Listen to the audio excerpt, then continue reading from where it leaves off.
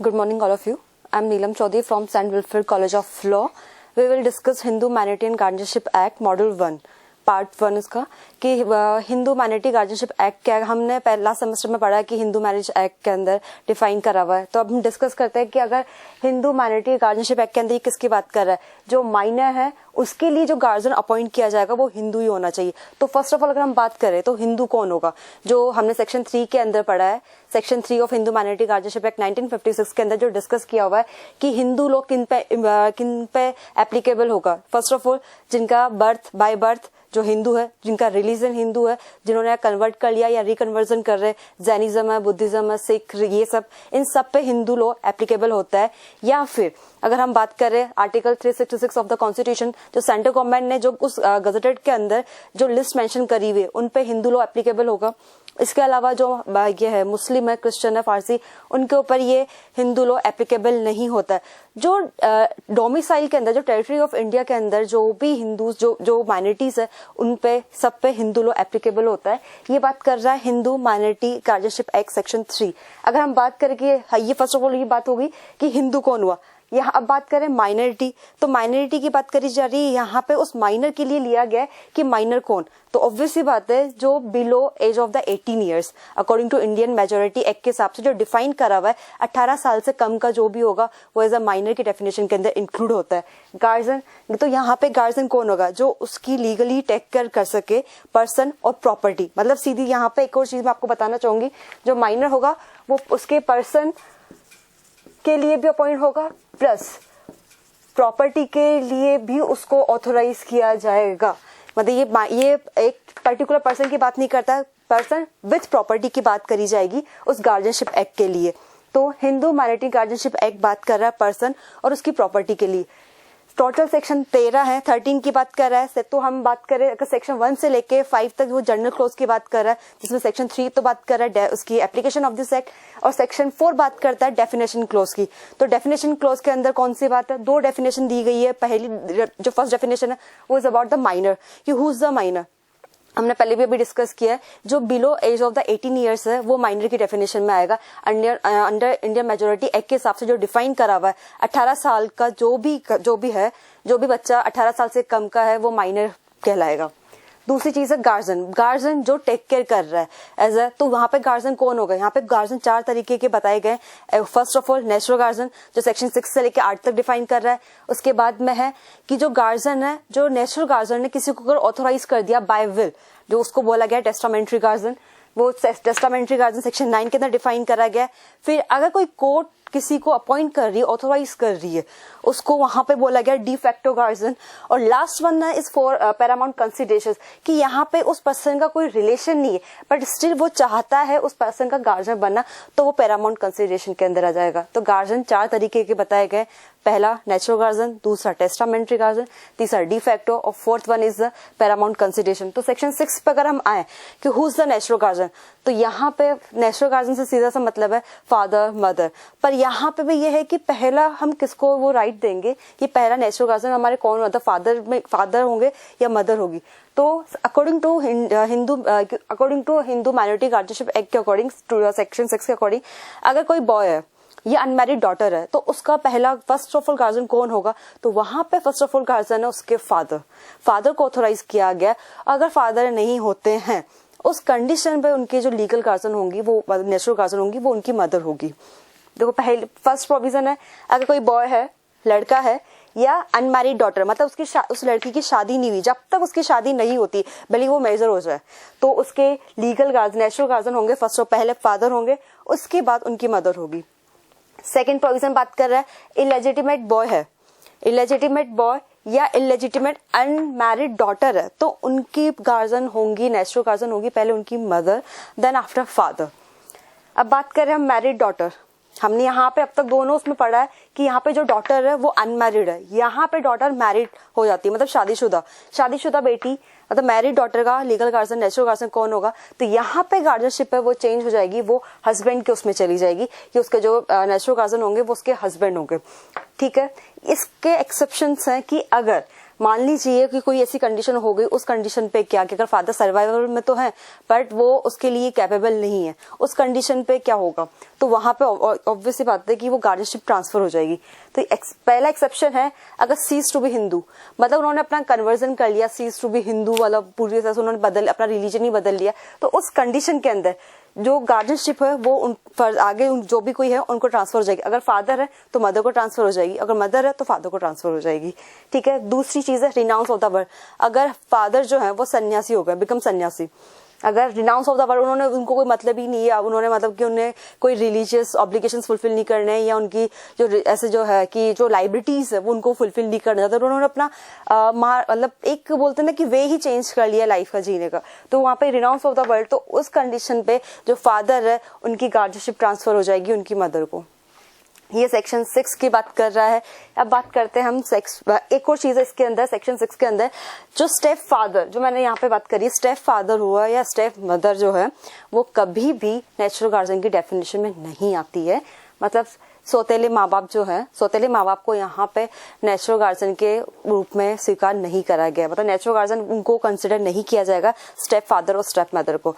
अब बात है अडॉप्टिव सेक्शन 7 बात कर रहा है कि ठीक है कि अडॉप्शन, हमने किसी को अडॉप्ट कर लिया, वो आपको सन है, उसको अडॉप्ट करने के बाद में उसका नेचुरल गार्जियन कौन होगा, या उसके जो जिन्होंने उसको बर्थ दिया है या जो उनको अडॉप्ट कर रहे हैं। तो यहाँ पे वो जो गार्जियनशिप है वो ट्रांसफर होगी नेचुरल गार्जियन की जो उनको अडॉप्ट कर रहे हैं, मतलब जो अडॉप्टेड सन है, जो अडॉप्टेड फादर होंगे वो उसके नेचुरल गार्जियन होंगे, और जो मदर होगी फादर के बाद में अडॉप्टेड मदर, उनकी एज अ नेचुरल गार्जियन की बात करी गई है सेक्शन 7 के अंदर। एक केस है ये गीता हरिहरन वर्सेस आरबीआई, उस केस के अंदर ये डील बताया गया है कि अगर फादर और मदर दोनों कैपेबल है, सेम कैपेबिलिटीज है या सेम एजुकेटेड है, उस कंडीशन में कि मदर क्यों एज अ नेचुरल गार्जियन नहीं हो सकती, तो उस केस के अंदर गाइडलाइंस के अंदर बताया गया है कि अगर मान लीजिए फादर साथ में नहीं रहते या किसी भी रीजन से वो अपनी लाइबिलिटीज को फुलफिल नहीं कर पा रहे, तो वहां पे वो राइट जो होगा वो मदर को ट्रांसफर कर दिया जाएगा। वहां पर natural guardian first of all mother है, उसके बाद में फादर को दिया गया। ठीक है। सेक्शन 7 कंप्लीट है। सेक्शन 8 के अंदर बात करी जा रही है जो नेचुरल गार्जियन है इनकी क्या क्या पावर है, मतलब उनके पास में क्या अधिकार है, वो क्या कर सकते हैं क्या नहीं कर सकते। तो बेसिकली यही सीधी सी बात है कि उनके पास में सारे राइट्स होते हैं कि वो जो भी चाइल्ड के बेनिफिट के लिए या रीजनेबल नेसेसिटीज के लिए जो भी कोई स्टेप उठा सकते हैं या कोई राइट को यूटिलाइज कर सकते हैं, तो उनके पास में, पर वो माइनर के बेनिफिट के लिए होने चाहिए, अपने पर्सनल बेनिफिट के लिए नहीं, माइनर के बेनिफिट या वो नेसेसिटीज के हिसाब से वो डिसीजन ले सकते हैं। अब बात करें सेकंड मोड जो है, सेकंड बात करें transfer of the mode. Transfer of the mode की बात करें जो टीपी के अंदर जो डिफाइन करा हुआ है मोड ऑफ द ट्रांसफर की, ट्रांसफर जैसे मॉर्गेज नहीं कर सकते, फर्स्ट ऑफ ऑल मॉर्गेज नहीं कर सकते, सेल नहीं कर सकते, लीज पे नहीं दे सकते, 5 साल से 1 साल से ज्यादा वो लीज पे नहीं दे सकते, या गिफ्ट नहीं कर सकते। तो ये सब जो चीजें हैं ये ट्रांसफर ऑफ द मोड की बात कर रहे हैं, एक्सचेंज नहीं कर सकते। Without permission of the court कोई भी नेचुरल गार्जियन माइनर की प्रॉपर्टी को कोर्ट के बिना उसको किसी को भी ट्रांसफर नहीं कर सकते। ये उनके पास में पावर क्या, एक एक्सेप्शन आप समझ सकते हैं कि यहाँ पे उस पावर को रेस्ट्रिक्ट किया गया है कि आपके पास में ठीक है नेसेसिटी का राइट है, बट अगर आपको ट्रांसफर करनी है, आपको लग रहा है कि नेसेसिटी है या रीजनेबल है, तो पहले आपको कोर्ट से परमिशन लेनी होगी, उसी के बाद आप उसको फर्दर आगे किसी को कन्वे कर पाओगे। अगर आपने मान लीजिए परमिशन नहीं ली और आपने उसको ट्रांसफर कर दिया, तो उसका फिर बाद में दिया गया है थर्ड उसके अंदर कि माइनर के पास में ये राइट होता है कि जैसे वो मेजर हुआ उसके बाद मेजर होते ही वो उस ट्रांसफर को चैलेंज कर सकता है, उस ट्रांसफर को वॉइडेबल डिक्लेयर करवा सकता है। ये माइनर के पास में राइट होता है। ठीक है। ये सेक्शन 8 बात कर रहा है। आप ट्रांसफर कर रहे हो पर वो with permission of the court होना चाहिए, विदाउट परमिशन ऑफ कोर्ट करोगे तो वो इज अवॉइडेबल। अब बात करते हैं हम टेस्टामेंट्री गार्जियन। तो टेस्टामेंट्री गार्जियन के अंदर कौन टेस्टामेंट उसमें आएगा। अब हम अगर बात करें टेस्टामेंट्री का, यहाँ पे सीधा सा मतलब है कि आपने जो विल के थ्रू किसी को ऑथोराइज कर रहे हो, आपने विल लिखी, आपने पर्टिकुलर किसी पर्सन को ऑथोराइज कर दिया कि ये मेरी डेथ के बाद में ये पर्टिकुलर पर्सन इसका सक्सेसर होगा, या हम मतलब किसी भी आप ऑथोराइज कर रहे हो, तो यहाँ पे हम ऑब्वियस बात है गार्जियनशिप एक्ट पढ़ रहे हैं, इन माइनॉरिटी गार्जियनशिप एक्ट पढ़ रहे हैं, तो यहाँ पे उस पर्सन को माइनर के बेनिफिट के लिए पर्सन और उसकी प्रॉपर्टी के बेनिफिट के लिए आप किसी थर्ड पर्सन को ऑथोराइज करके जा रहे हो। तो यहाँ पे पहला जो राइट जाएगा वो जाएगा इस सेक्शन के अंदर, पहले जाएगा फादर के पास में कि अगर फादर ने अपनी विल के अकॉर्डिंग किसी को ऑथोराइज कर दिया कि मान लीजिए कि मेरी डेथ के बाद में एक फादर है, ठीक है, उन्होंने अपनी बीवी को पहला टेस्टामेंट्री गार्जियन बनाया है कि मेरे मरने के बाद में मेरी वाइफ उसके मेरे चाइल्ड की लीगल नेचुरल गार्जियन होगी, और उनके बाद में जो भी वो मान लीजिए किसी थर्ड पर्सन को अगर ऑथोराइज करे कि मेरी वाइफ की डेथ के बाद में वो पर्टिकुलर पर्सन जो है वो मेरे चाइल्ड का एज ए टेस्टामेंट्री गार्जियन कहलाएगा। अगर हम बात करें और यही, तो क्या वो टेस्टामेंट्री गार्जियन के अकॉर्डिंग क्या वो टेस्टामेंट्री गार्जियन कहलाएंगे? नहीं। जैसे ही उन्होंने प्रॉपर्टी हुई या वो पर्सन को जिसको मतलब जो आपने जैसे विल लिखी वो पर्टिकुलर एक पर्सन के लिए वैलिड होती है, जैसे उन्होंने उनकी मदर के पास में वो कन्वे हुई तो वो सारे राइट्स ऑटोमेटिकली ट्रांसफर हो जाएंगे उनकी माँ के पास में। मदर को जो राइट दिया गया उनके पास में चलेंगे, उनके अकॉर्डिंग फिर डिसाइड होगा। अगर उन्होंने किसी के फेवर में अगर विल लिख दी कि ये मेरे मरने के बाद में ये थर्ड पर्सन इसका होगा, तो मदर के हिसाब से उस विल को कंसीडर किया जाएगा, न कि फादर के हिसाब से। अगर फादर ने विल लिखी, ठीक है, मदर उस विल से एग्री करती है और उनकी डेथ के बाद मान लीजिए अगर मदर ने कोई विल नहीं लिखी तो उस कंडीशन में फादर की विल प्रिवेल करेगी। ये टेस्टामेंट्री गार्जियन है। सेकंड के अंदर बात करी जा रही है, मदर, फादर की डेथ हो गई, मदर ने भी एक विल लिख दी कि मेरे मरने के बाद में कोई पर्टिकुलर कोई थर्ड पर्सन है वो उसका टेस्टामेंट्री माइनर का टेस्टामेंट्री गार्जियन होगा। एक जो है टेस्टामेंट्री विल इनकी होगी, एक इनकी होगी, तो किसकी विल प्रिवेल करेगी? जिसकी लास्ट में डेथ हुई है, तो ऑफकोर्स मदर की डेथ लास्ट में हुई है तो इन्हीं की विल प्रिवेल करेगी, ना कि फादर की। ये सेकंड प्रोविजन। थर्ड प्रोविजन अगर हम ले कि अगर मान लीजिए फादर और मदर दोनों की डेथ एक साथ हो गई, हम रिकॉग्नाइज नहीं कर पा रहे कि पहले डेथ किसकी हुई थी, उस कंडीशन के अंदर जिसने पहले विल लिखी है उसकी विल कंसीडर करी जाएगी, मतलब फादर की विल कंसीडर करी जाएगी, क्योंकि यहाँ पे फादर को पहले राइट दिया गया एज ए नेचुरल गार्जियन के। उसमें माइनर गर्ल की जैसे ही शादी हो जाएगी ये टेस्ट गार्जियनशिप सीज हो जाएगी, मतलब जैसे ही वो उनके हस्बैंड को वो जो गार्जियनशिप ट्रांसफर हो रही है वो गार्जियनशिप सीज कर दी जाएगी वहीं पे, ठीक है। जो अगर इलेजिटिमेट बॉय है और इलेजिटिमेट डॉटर जो है अनमैरिड डॉटर, उसका लीगल गार्जियन हमने बात करी, उसका नेचुरल गार्जियन कौन है? उनकी मदर है। तो यहाँ पे टेस्टामेंट्री गार्जियन के अंदर भी राइट उन्हीं को दिया गया कि अगर ऐसे उसमें मदर है वो उनके पास में राइट है कि वो किसी भी पर्टिकुलर पर्सन को ऐसा टेस्टामेंट्री गार्जियन अपॉइंट कर सकती है। ये हो गया हमारा सेक्शन 9।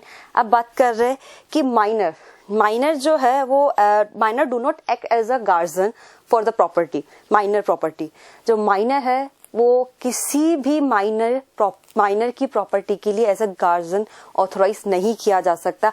हाँ, पर माइनर का गार्जियन हो सकता है।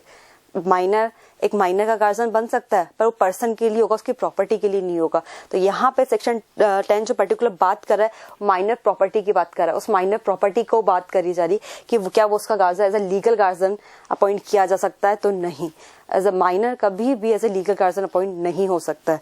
Is about the section 10। Section 11 बात कर रहा है डिफेक्टो गार्जियन। डिफेक्टो गार्जियन के अंदर कौन है? जिसको कोर्ट ऑथोराइज कर रहा है किसी पर्टिकुलर पर्सन को कि ये इसका गार्जियन होगा। डिफेक्टो गार्जियन के अंदर कोई भी हो सकता है, मैरिटल या पेरेंटल की तरफ से हो गया, मदर साइड से हो गया, फादर साइड से कोई भी हो गया, फ्रेंड हो गया, रिलेटिव हो गया, कोई भी हो सकता है जो कोर्ट के सामने अपने आप को रिप्रेजेंट करे कि मैं इसका एज अ डिफेक्टो गार्जियन बनना चाहता हूँ। वो जो गार्जियन अपॉइंट किया जाए वो चाइल्ड के इंटरेस्ट के देखते हुए, चाइल्ड के बेनिफिट्स को देखते हुए as a de facto guardian appoint किया जाएगा। पर इसमें एक कंडीशन है कि ठीक है आप एज अ डिफेक्टो गार्जियन तो आप बन सकते हो, आप कोर्ट ने ऑथोराइज कर दिया, बट यहाँ पे कंडीशन ये है कि आपके पास में ये राइट नहीं होगा कि आप उस प्रॉपर्टी को किसी और को एलिनेट कर सको, मतलब ट्रांसफर कर सको। हमने बात करी कि नेचुरल गार्जियन के पास में तो राइट है कि वो फर्दर ट्रांसफर कर सकते हैं, but with permission of the court. But यहाँ पे कोर्ट उसको पूरी तरह से रेस्ट्रिक्ट कर रहा है कि उनके पास में ये बिल्कुल राइट नहीं है कि डिफेक्टो गार्जियन के अंदर कि वो किसी भी पर्सन को या किसी भी पर्टिकुलर पर्सन, किसी भी फर्दर पर्सन को कि उस प्रॉपर्टी को एलिनेट करे। एलिनेशन का उनके पास में बिल्कुल राइट नहीं है, ठीक है। अगर वो एलिनेट करते हैं उस प्रॉपर्टी को, किसी को अगर एलिनेट करेंगे तो वो ट्रांसफर वॉइड होगा। यहाँ पे वॉइडेबल है, यहाँ पे वॉइड डिक्लेयर किया जाएगा। अब बात कर रहे हैं सेक्शन 12 अनडिवाइडेड इंटरेस्ट की, मतलब जो इंटरेस्ट डिवाइड नहीं हो सकता उसकी बात करी जा रही है। जो जॉइंट फैमिली प्रॉपर्टी होती, पहले जब ये एक्ट इम्प्लीमेंट नहीं हुआ था तब मिताक्षरा दया भाग का प्रोविजन था इंडिया पे, मोस्ट ऑफ वेस्ट बंगाल के अलावा कि यहाँ सब जगह मिताक्षरा इम्प्लीमेंट थी। तो मिताक्षरा के हिसाब से मिताक्षरा का प्रोविजन यही था कि जॉइंट फैमिली को, मतलब न्यूक्लियर फैमिली की बजाय जॉइंट फैमिली होनी चाहिए, मतलब वही करता होगा। उसके अंदर पर्टिकुलर एक जो सुपीरियर पर्सन होगा, सीनियर जो मेल पर्सन है उसको एज अ कर्ता अपॉइंट किया जाता था। तो यहाँ पे ये बात करी जा रही है कि जो भी undivided interest in joint family property के, उसके अंदर कोई एज अ गार्जियन अपॉइंट नहीं होगा उस प्रॉपर्टी के लिए। ठीक है, मतलब undivided interest joint family property के अंदर एज अ गार्जियन अपॉइंट होगा, नहीं हो सकता, क्योंकि इसके अंदर कर्ता होता है। जो मेन जो है वो कर्ता के पास में पावर दी गई है कि कर्ता जो उस प्रॉपर्टी के बेनिफिट के लिए जो कर सकता है वो उसको राइट दिए हुए हैं, कर्ता के पास में राइट है। यहाँ पे उस मतलब बस माइनर के उस प्रॉपर्टी के लिए या उस इंटरेस्ट के लिए कोई वो नहीं है कि एज अ कोई गार्जियन अपॉइंट किया जा सकता है। अगर इन केस अगर ऐसा लग रहा है तो हाई कोर्ट के पास में ये पावर है, हाई कोर्ट देखेगा, उसके बाद में वो किसी को अपॉइंट कर सकती है। बट ये इसका प्रोविजन है, जनरल प्रोविजन ये है कि नहीं कर सकते, बट हाई कोर्ट के अकॉर्डिंग फिर डिसाइड किया जाएगा कि उनको लगता है रीजनेबल, उस कंडीशन में वो किसी को ऑथराइज कर सकती है। Third one, last one is Paramount consideration. यहाँ पे अगर कोई पर्सन है और वो चाइल्ड के बेनिफिट के लिए कोर्ट के सामने एप्लीकेशंस लगाता है कि मुझे इसका एज ए गार्जियन अपॉइंट किया जाए, पर वो गार्जियन कोर्ट के अकॉर्डिंग डिसाइड किया जाएगा, या कोई भी हो सकता है, जरूरी नहीं है कोई रिलेटिव हो या कोई ब्लड रिलेशन के अंदर हो, कोई यहाँ पे कोई भी वो थर्ड पर्सन हो सकता है, ये पैरामाउंट कंसिडरेशन है। तो ये हमारा पूरा Hindu marital guardianship act part 1 है। कल नेक्स्ट लेक्चर में हम डिस्कस करेंगे कस्टडी और पेरेंटल राइट्स के बारे में। Thank you so much.